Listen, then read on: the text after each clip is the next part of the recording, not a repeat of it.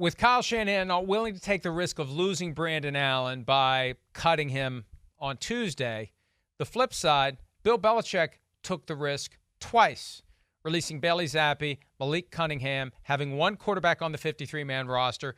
Neither is claimed on waivers.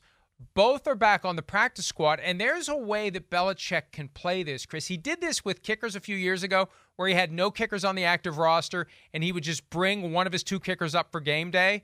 He can say, I'm going with one quarterback on the active roster, and I'll bring up Bailey Zappe or Malik Cunningham, depending upon the game plan, depending upon what I think I need in a QB2.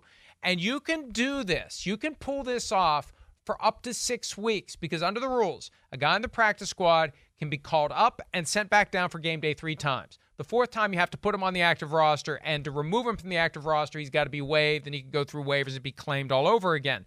He can run this ruse for 6 weeks where he's got an extra roster spot because he's just going to bring up one of his backup quarterbacks to be the number 2 to Mac Jones. Yeah, I don't. I mean, it's you know, it's different for sure. I think the whole scenario is still surprising. You know, we talked about yesterday, Bailey Zappe did not do well in the spring. So they in the summer in training camp and in preseason. So they rolled the dice that there wouldn't be a wanting for him out there. And they got away with it. And I think in the meantime, to what you're talking about, it buys them some time. First off, they got a ton of DBs on the roster and a ton of offensive linemen. And I would think that's what this juggling is about, that they got for game plan matchups. They want certain guys and their offensive line. I don't think they have that settled yet.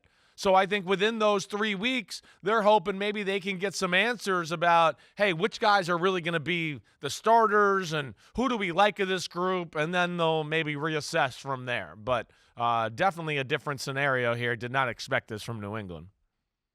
Were you surprised Zappe was brought back for the reasons you've articulated? He didn't look good in the offseason. He didn't look good in training camp. Didn't look good in the preseason. Surprised they gave him a lifeline to come back? Or do you think this is their way of trying to get him to snap out of it and maybe start performing better? I know yesterday I was like, man, it kind of seems like they might be done with him, right? You know?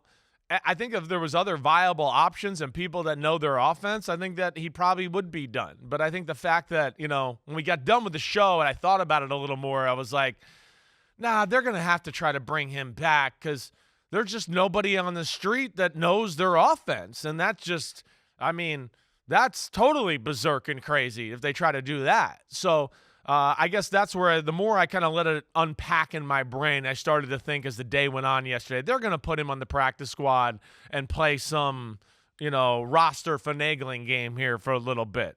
So, yeah, I guess I wasn't shocked is what I'm saying.